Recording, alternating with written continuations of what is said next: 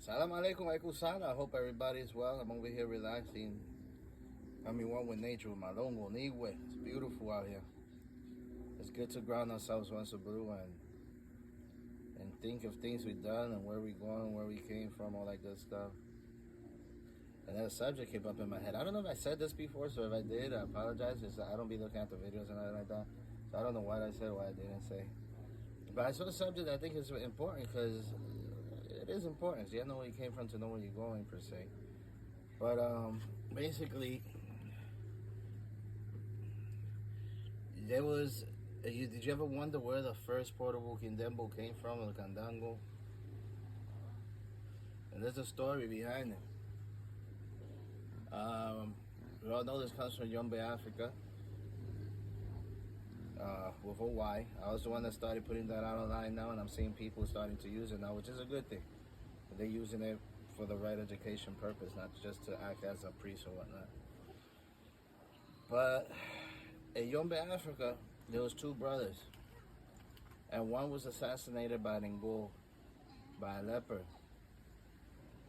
And because he went into Malongo to go look for pieces and gandos and stuff to make this, reinforce the actual main shrine of the Kindembo, whatever the case may be, in the Congo. And he ended up getting killed by a leper. So the brother, which was the second priest, went to look for him and saw his remains of his brothers out there and whatever. So he was thinking about what would be the strongest battling machine, per se, out here in nature that we could construct this portable Kindembo, this movable Kindembo, that we could take it to place when it's time to move on and travel. And then he saw two Ngandos, which was the African crocodile, which those things are huge. He saw two of them fighting, and that was like the ultimate battle he seen. He was like, wow, okay, this is what I'm gonna use. This is what I'm gonna use. So he grabbed the head of one and started putting all the Ngandos in there and put his brother in there, whatever the case may be, and then made it to the first portable Candango, Kindembo, that was made and moved into the New World. And it's believed through the story, because I know some people say Zarabanda is Cuban, but through the stories of the Bantu, Zarabanda was one of the first ones that came into Mayombe, into the New World in Mayombe. Ngando means everything. Your breathing is Ngando. The embedded, the machete is an Ngando. The wind is an Ngando. The crocodile is Ngando. The nyoka is Ngando. Everything is Ngando.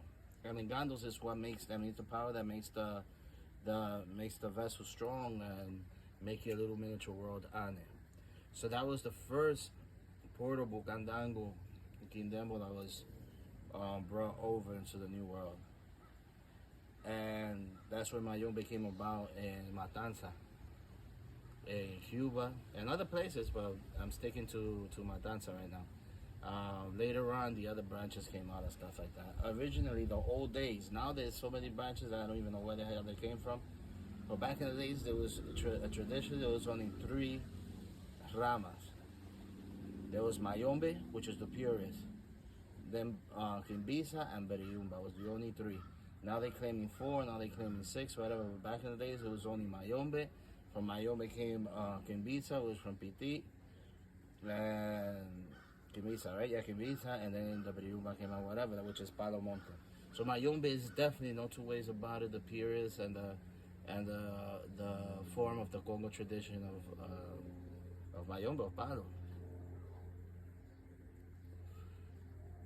So back in the days, after that came over there, then they used to have these embumbas. The embumbas in Mayombe was a potato sack cloth, is it? Like what they used for St. Lazarus?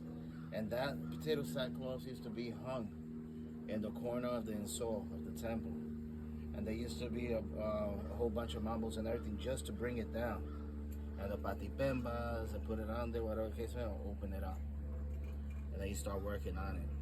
which was beautiful. But it was a pain in the butt because you have to keep changing it after months or years, whatever, or start rotting, whatever the case may be. So then they started looking for the next thing. And the next thing was the clay vessels, and then later on came the metal vessels and whatever the case may be, cauldrons and things like that.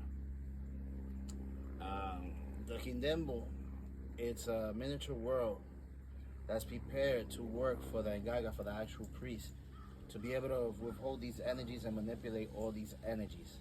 If it gets too long, let me know. To manipulate all these energies and put it to work to manifest what they want done in life. So the sticks, the herbs, is not the same as in Ocha.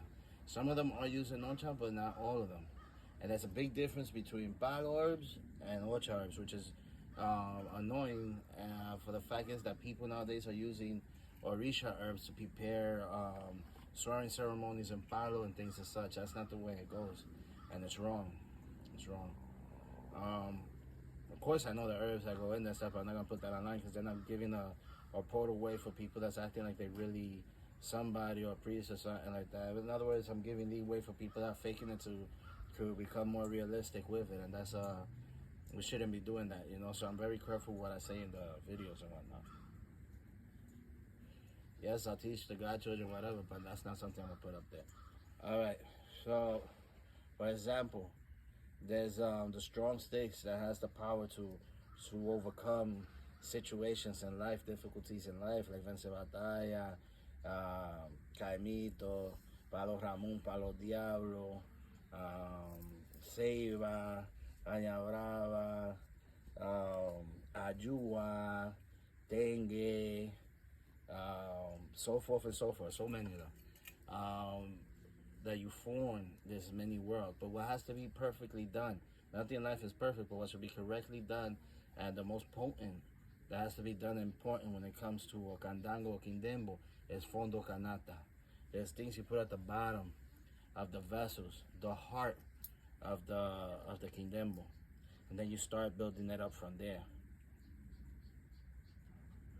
If those things are not under there, you know what you got is bootleg. That's how come it's easy to when somebody says, oh, I gotta prend or whatever, I need to make sure it's correct. Of course, divination says investigate, we go put upside down. If the fondo canata is not correct, you don't have nothing. You just have a pot with dirt and sticks in it, like a caldera espiritual. And that's a ongoing mess nowadays. And people are being scratched on top of this and being initiated on top of this stuff like that. And that will bring illness, psychosis. It'll bring bad luck, like I say in hoodoo, the bad juju, whatever you say, whatever the case may be like that. I'm trying to talk in another way that y'all understand, because if I was talking tongue, you're not going to know what the hell I'm saying. So the purpose of these videos is for y'all to have a good understanding of how this works and how it should be done. And like I say, tradition don't change, the basics don't change. You know, simple things can change on the top, whatever, but no. It should be done the way they made the perfect structure, and who are we to change it? You know what I mean?